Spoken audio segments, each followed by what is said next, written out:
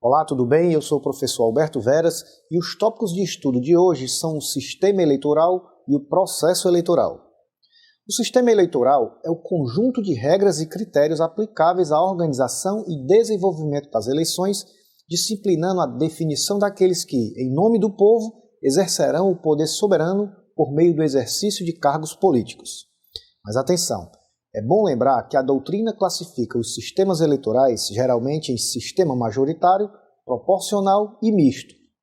Vamos analisar brevemente cada um deles. O sistema majoritário, também chamado de sistema de maioria simples ou maioria absoluta, é o consagrado pela Constituição Federal como o sistema a ser utilizado nas eleições para a chefia do Poder Executivo e senadores. O sistema majoritário estabelece que será vencedor o candidato que receber a maioria, absoluta ou relativa, dos votos válidos. Maioria absoluta é aquela representada pela fórmula 50% mais 1. Corresponde à metade dos votos dos eleitores da circunscrição mais um voto, sempre arredondado para o valor acima, caso este seja ímpar. Assim, a maioria absoluta é a metade dos votos dos integrantes do corpo eleitoral mais um voto. Todavia, se o total de votantes encerrar o número ímpar, a metade será uma fração. Nesse caso, deve-se compreender por maioria absoluta o primeiro número inteiro acima da fração.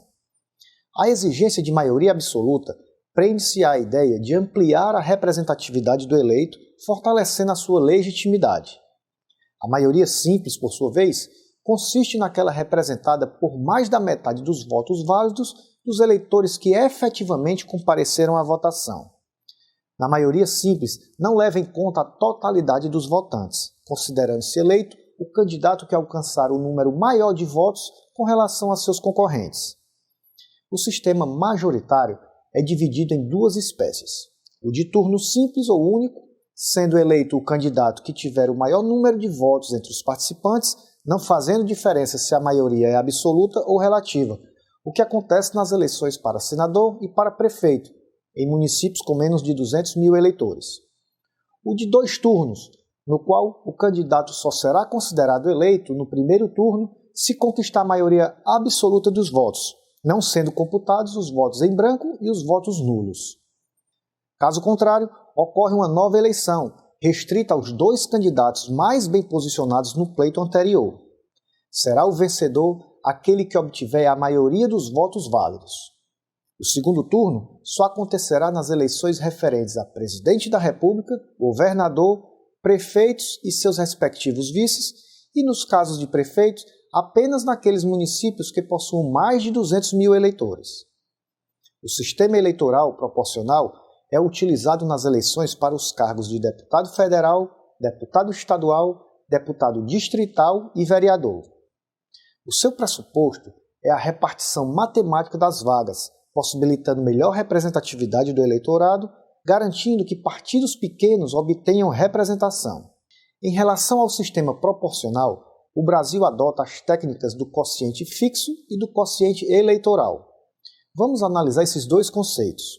O quociente fixo é a prescrição legal de um valor estabelecido pelo qual se dividirá a totalidade dos votos válidos atribuídos a uma legenda. O seu objetivo é garantir a igualdade entre os eleitos. Já o quociente eleitoral define os partidos e coligações que têm direito a ocupar as vagas em disputa nas eleições proporcionais, nas quais são escolhidos vereadores, deputados estaduais, federais e distritais. Seu objetivo consiste em indicar o número mínimo necessário de votos por partido, para assegurar uma vaga perante a respectiva Casa Legislativa. O Código Eleitoral, a Lei nº 4.737 de 1965, estabelece que o quociente eleitoral é determinado dividindo-se o número de votos válidos apurados pelo de lugares a preencher em cada circunscrição eleitoral, desprezada a fração se igual ou inferior a meio, e equivalente a 1, se for superior a meio. O quociente partidário, por seu turno, é determinado para cada partido ou coligação, dividindo-se o número de votos válidos dados sob a mesma legenda ou coligação de legendas pelo quociente eleitoral, e neste caso, desprezada a fração qualquer que seja.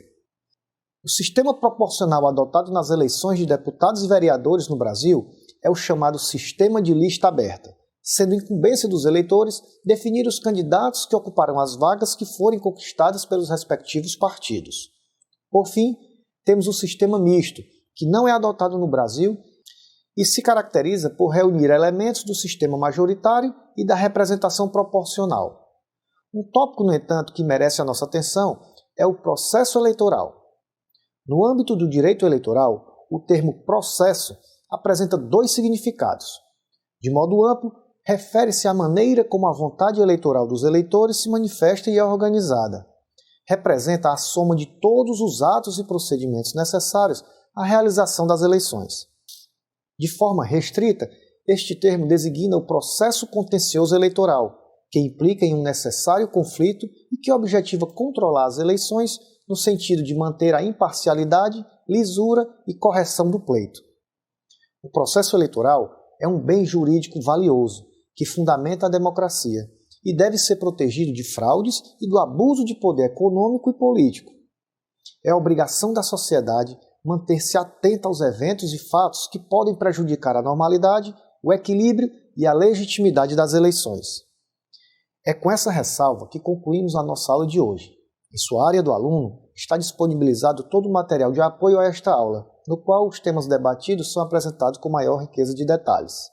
Onde há estudo, há sabedoria. Persista em seus esforços e até a próxima aula. Bons estudos!